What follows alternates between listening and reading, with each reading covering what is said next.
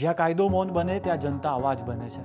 છોટાઉદેપુર જિલ્લામાં રેતી માફિયાઓના બેફામ આતંક સામે હવે ગ્રામજનોનું ધૈર્ય તૂટી પડ્યું છે. તંત્રની આંખો સામે વર્ષોથી ચાલતા ગેરકાયદે રેતી ખનનનું સામે કોઈ કાર્યવાહી ન થતાં આખરે જનતા રસ્તા પર ઉતરી આવી છે.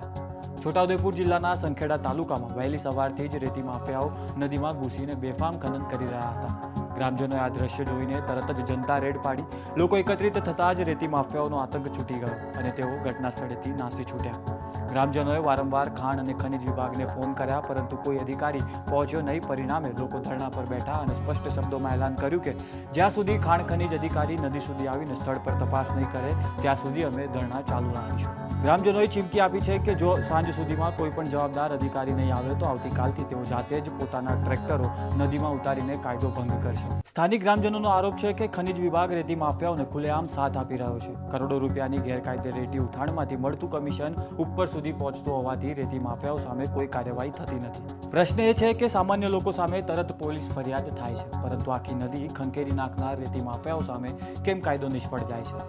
ગ્રામ પંચાયત ગામ દમોલી રેતી ખનન સવારમાં 7 વાગ્યાથી સામે આવ્યા છે. અહીં હાજર સ્થળ ઉપર કોઈ અધિકારી આજ સુધી આવ્યો નહીં. અત્યાર સુધી અમે ફોન વારંવાર કરવા છતાં કોઈ આવવા તૈયાર નથી.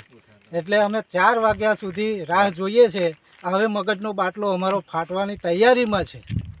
જો 4 વાગ્યા સુધી ખાણ ખનીજની સાહેબની કોઈ પણ રિસ્પોન્સ નહીં મળે અમને, તો અમે ગામજનોએ નક્કી કર્યું છે કે 50 થી 60 ટ્રેક્ટર ગામના ઉતરશે અને જે પણ આવક થશે, જે રેતીનો પૈસો આવશે તે ગામમાં વપરાશે.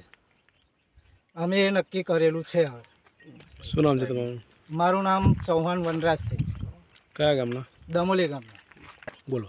કંઈ પણ સ્થળ ઉપર બનાવ બનશે તેની જવાબદારી પૂરી ખાણ ખનિજ વિભાગની રહેશે.